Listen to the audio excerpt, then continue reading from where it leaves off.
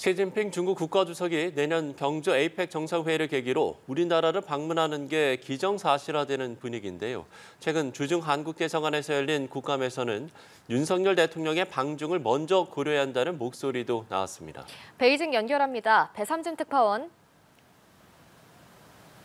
네, 베이징입니다. 네, 국감에서는 북중 관계가 심상치 않다는 얘기도 나왔다고요? 네, 그제 국회 외교통일위원회에서 주중 한국 대사관을 상대로 진행한 국정감사에서 나온 말입니다. 정재호 주중 대사는 내년 경주에서 열리는 에이펙 정상회의를 계기로 방한할 가능성이 크다고 밝혔습니다. 이 자리에서는 윤석열 대통령이 먼저 방중하는 것에 대한 질의도 있었는데요. 정 대사는 중국 측 약속이 먼저 지켜지는 게 적절하다고 답변했습니다. 북중 갈등설에 대한 언급도 있었습니다. 정 대사는 올해 초부터 미묘한 징후가 있었던 것은 사실이라며 70여 년간 북중 관계를 보면 악화됐다가 되돌아간 사례가 있는 만큼 섣부른 판단은 피해야 한다고 말했습니다. 지난 7월 싱하이밍 중국 대사 이임 이후 석 달째 공석인 주한 중국 대사 임명과 관련해서는 비중 있는 임무를 엄선하고 있다는 얘기를 전해 들었지만 누가 선정됐는지는 들은 바 없다고 말했는데요. 일각에서는 정 대사 후임으로 김대기 전 대통령 비서실장이 내정된 만큼 비슷한 시기에 임명이 이루어지지 않겠느냐는 관측을 내놓고 있습니다. 한편 김 신임 대사 내정과 관련해 중국 내부에서는 한중 관계 진전을 위한 신호로 인식하고 있습니다.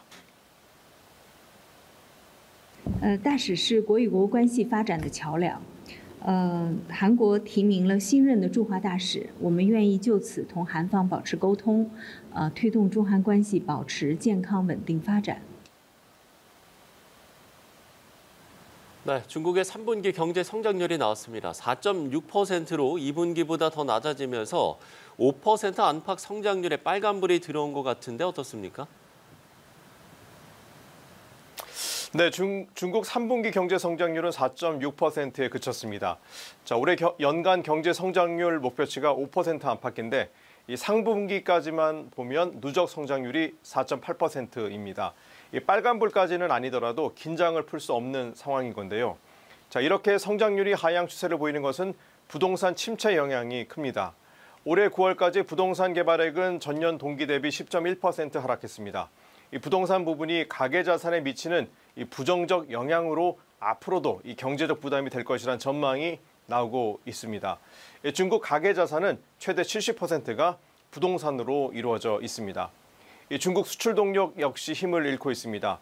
생산자 물가지수만 놓고 보면 24개월 연속 하락하면서 디플레이션 우려도 커지고 있습니다.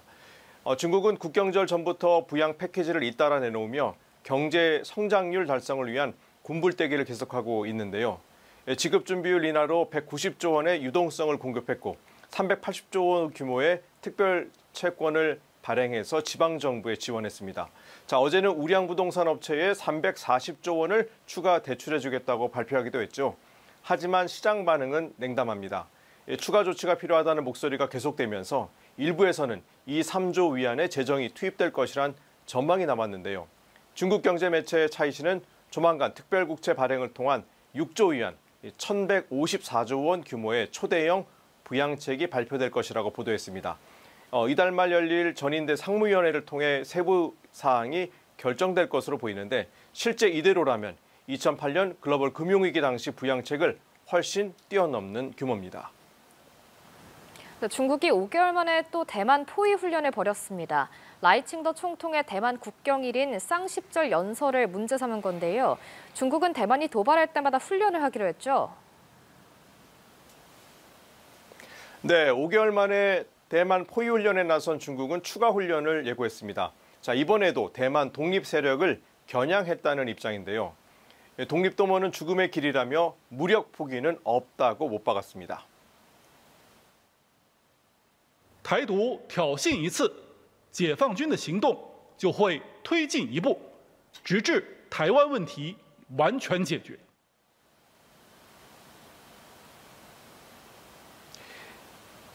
시진핑 국가주석의 행보도 눈에 띕니다. 대만 포위훈련 당일 시 주석은 새로운 시대, 강력한 군대를 만들라고 지시했습니다. 이른바 첨단 과학기술을 군에 도입하고 상대의 변화에 따라 새 군사이론, 시스템을 개발하라는 얘기입니다. 다음 날에는 국공내전의 격전지였던 푸젠성, 둥산따오를 시찰했습니다. 라이칭더를 향한 무언의 경고라는 해석 속에 푸젠성 업무보고에서는 양안의 융합발전 시범구를 잘 건설하라며 대만을 겨냥한 유화책도 언급했습니다. 자, 이번 훈련은 13시간 만에 비교적 짧게 끝났는데요. 이 훈련의 완성도가 높아졌다는 평가와 함께 대선이 20일 남은 미국을 자극하지 않으려 했다는 해석이 나오고 있습니다.